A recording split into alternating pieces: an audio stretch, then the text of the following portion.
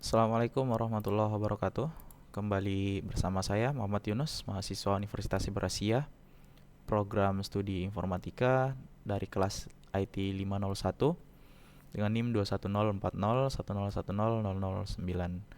Nah, pada kesempatan kali ini saya akan mempresentasikan hasil kerja saya dalam mata kuliah jaringan wireless dan mobile, di mana tugas ini merupakan eh, ujian tengah semester atau hasil ujian tengah semester, yang mana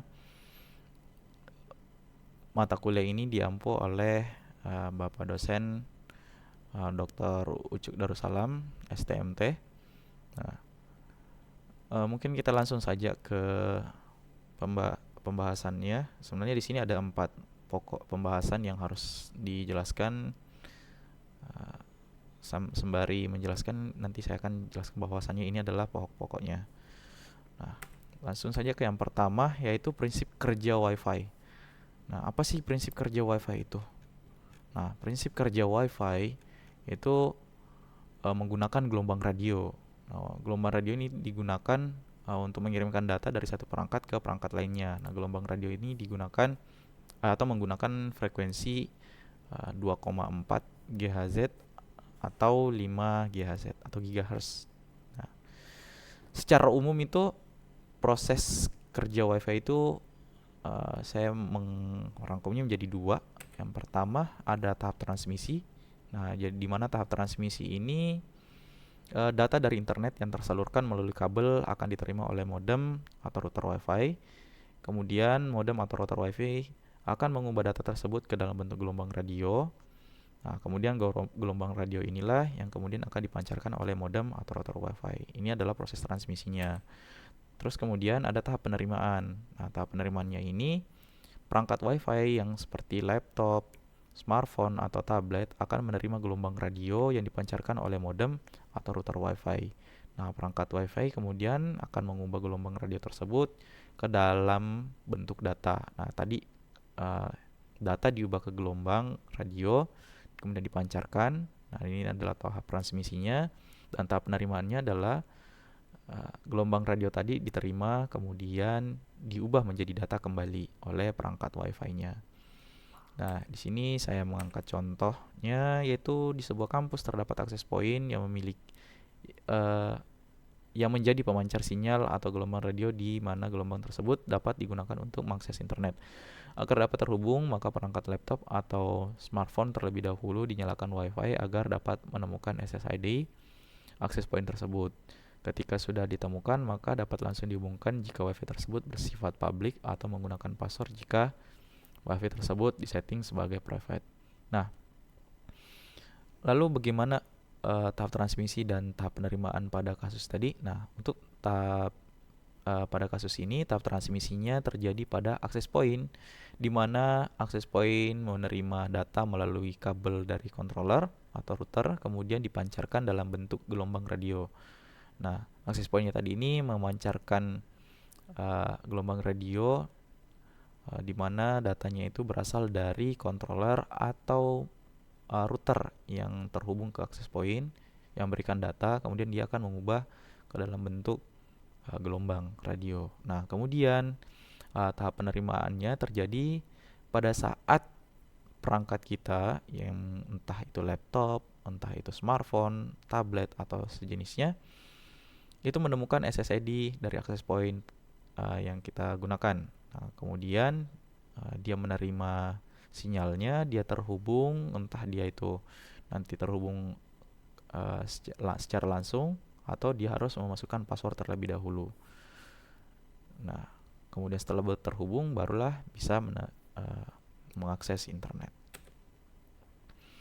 Oke, untuk poin yang kedua itu menjelaskan proses komunikasi data dalam WiFi. Nah, di sini proses komunikasi data dalam WiFi itu sebenarnya seperti apa sih? Sebelumnya kita sudah lihat, sudah saya sebutkan di awal bahwasanya proses komunikasi data itu dibagi menjadi dua. Ada tahap transmisi, ada tahap penerimaan.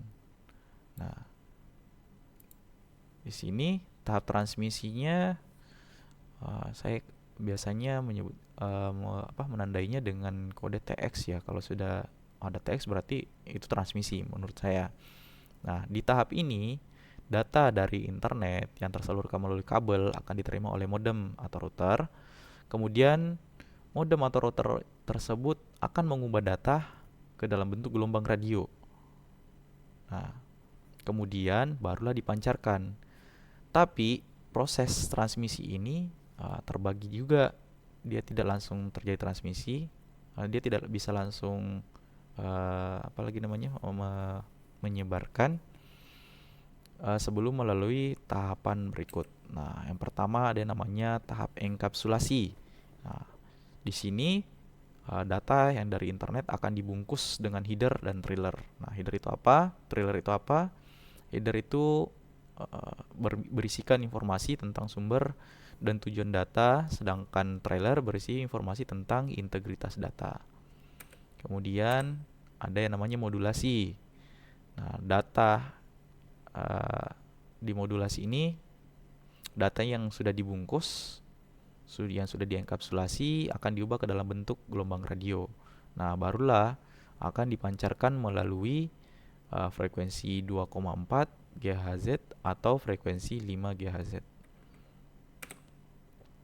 Selanjutnya masuk ke pemrosesan antena. Nah, tadi datanya sudah dibungkus, kemudian diubah. Nah, setelah diubah ke dalam bentuk radio, barulah dipancarkan melalui dalam pemrosesan antena. Nah, di sini data yang sudah dimodulasi tadi itu akan dipancarkan oleh antena. Nah, antena akan menyebarkan gelombang radio itu ke berbagai arah. Nah, setelah itu terjadilah proses selanjutnya, yaitu tahap penerimaan. Nah, untuk tahap penerimaan itu di mana perangkat WiFi seperti laptop, smartphone, atau tablet, atau perangkat yang lainnya yang memiliki WiFi akan menerima gelombang radio yang diberikan tadi. Nah, gelombang radio itulah nanti yang akan diubah dalam bentuk data. Nah, prosesnya seperti apa? Prosesnya yang pertama itu ketika tadi gelombangnya, sinyalnya sudah disebarkan ke berbagai arah. Nah, kita masuk ke penerimaan antena. Jadi WiFi kita itu menerima gelombang yang dipancarkan oleh modem atau router WiFi tadi. Nah, kemudian setelah diterima, apa yang akan terjadi? Maka data tersebut atau gelombang tersebut akan didemodulasi. Demodulasi ini apa? Yaitu gelombang radio yang diterima diubah ke dalam bentuk data. Nah, kalau tadi dimodulasi, di mana data yang diubah menjadi gelombang radio. Nah, sekarang di demodulasi kebalikannya, gelombang radio yang diterima diubah ke dalam bentuk data. Nah, kemudian apalagi dienkapsulasi. Nah, di dienkapsulasi ini gelombang yang radio sudah diubah menjadi data. Nah, tadi kan di awal ada tuh header dan trailer. Nah, itu header dan trailernya sudah dihapus. Karena kenapa? Sudah diterima kembali, sudah sesuai dengan alamatnya, sudah terintegrasi. Jadi ketika data sudah berhasil diterima, maka data tersebut sudah bisa digunakan oleh perangkat WiFi untuk berbagi keperluan, misalnya untuk akses internet, transfer file, bermain game, nonton video, dengarkan musik, apapun itu yang sifatnya menerima data. Oke. Lanjut ke poin selanjutnya, yaitu parameter performansi jaringan wireless. Nah, di sini ada beberapa yang saya ambil. Sebenarnya yang saya gunakan di sini tuh tidak semuanya, hanya beberapa yang saya ambil. Di sini parameter performansi jaringan itu apa sih? Nah, itu adalah ukuran yang digunakan untuk menilai kualitas atau kinerja jaringan wireless. Nah, parameter performansi ini dapat digunakan untuk membandingkan kinerja jaringan wireless yang berbeda. Nah, bisa juga digunakan untuk menganalisis kinerja jaringan wireless untuk mengidentifikasi masalah. Di sini ada yang pertama itu ada throughput. Nah, kalau throughput itu jumlah data yang dapat ditransfer melalui jaringan dalam satuan waktu. Nah, biasanya diukur dalam bit per second atau BPS. Jadi semakin tinggi throughputnya, semakin baik kinerja wirelessnya. Terus kemudian ada delay. Nah, apa itu delay? Delay itu waktu yang dibutuhkan untuk mengirimkan data dari satu titik ke titik lainnya. Nah, itu delaynya itu diukur dalam satuan milisecond atau ms. Nah, kalau delay ini semakin rendah delaynya, maka semakin bagus kinerja wirelessnya. Terus kemudian ada jitter. Nah, jitter itu adalah fluktuasi delay. Nah, naik turunnya delay.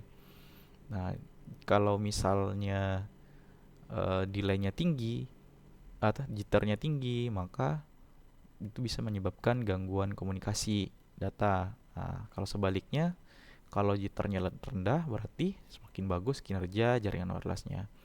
Satuannya pun digunakan sama milisecond. Terus kemudian ada paket loss. Nah, paket loss ini apa? Paket loss itu persentase paket data yang hilang selama transmisi. Nah, jadi selama transmisi data itu apakah ada paket yang hilang atau tidak? Nah, semakin tinggi paket hilangnya, persentase hilangnya, maka semakin buruk atau gangguannya itu semakin parah. Tapi semakin rendah paket lossnya, persentasenya, maka itu semakin bagus kinerja jaringan wirelessnya. Kemudian ada signal strength. Oke. Signal strength adalah kekuatan sinyal yang diterima oleh perangkat wireless. Nah, di sini sinyalnya diukur dalam bentuk desibel, dBm. Nah, semakin tinggi signal strength-nya itu ya tentu semakin bagus. Nah, lanjut, ada channel utilization. Nah, ini adalah persentase waktu yang digunakan oleh data untuk bertransmisi melalui saluran. Nah, channel utilization ini yang tinggi dapat menyebabkan gangguan, kemudian yang rendah menunjukkan bahwa kinerjanya bagus, sama seperti sebelumnya. Terus parameter-parameter yang lain ada reliability, yaitu kemampuan jaringan wireless untuk mengirimkan data dengan benar. Terus kemudian ada availability, yaitu persentase waktu yang tersedia untuk transmisi data. Terus kemudian ada scalability, yaitu kemampuan jaringan wireless untuk ditingkatkan kapasitasnya tanpa mengurangi kinerja.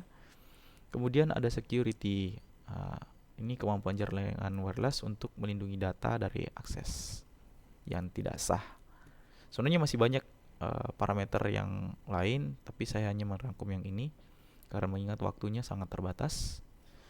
Oke, lanjut ke poin selanjutnya, yaitu ide pengembangan jaringan wireless. Nah, apa sih ide Anda untuk mengembangkan Wi-Fi sebagai basis akses internet murah di suatu daerah?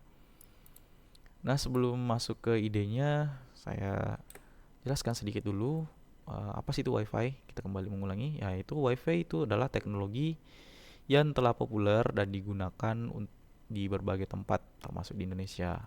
Wi-Fi itu memiliki beberapa keunggulan seperti kemudahan penggunaan, biaya yang relatif terjangkau, dan kecepatan transfer data yang tinggi.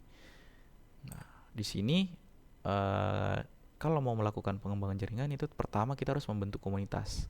Kenapa harus membentuk komunitas? Supaya kita punya wadah untuk saling koordinasi terkait pengembangan jaringan di suatu daerah. Terus kemudian kita harus melakukan pemetaan jaringan. Nah, sebelum kita membangun itu harus kita petakan.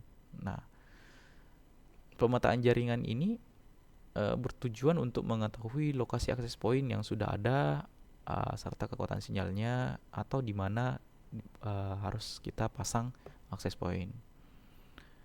Terus kemudian setelah melakukan pemetaan, barulah kita melakukan pembangunan jaringan. Nah, pembangunan jaringan itu tentunya berdasarkan hasil pemetaan, maka dilakukan pembangunan jaringan akses Wi-Fi yang baru atau melanjutkan yang sudah ada. Nah, pembangunan jaringan ini dapat dilakukan dengan memanfaatkan akses point yang sudah ada tadi atau dengan membangun akses point yang baru. Kemudian barulah kita menyediakan layanan internet. Apa sih layanan yang saya tawarkan ya? Basis akses internet yang murah di suatu daerah dengan bisnis RT RW net. Menurut saya ini yang paling murah karena satu itu harganya terjangkau daripada kita harus berlangganan. Nah, terus kemudian dapat menjangkau area yang lebih luas. Terus basis ini memberikan manfaat sosial bagi masyarakat. Oke, terima kasih. Assalamualaikum warahmatullahi wabarakatuh.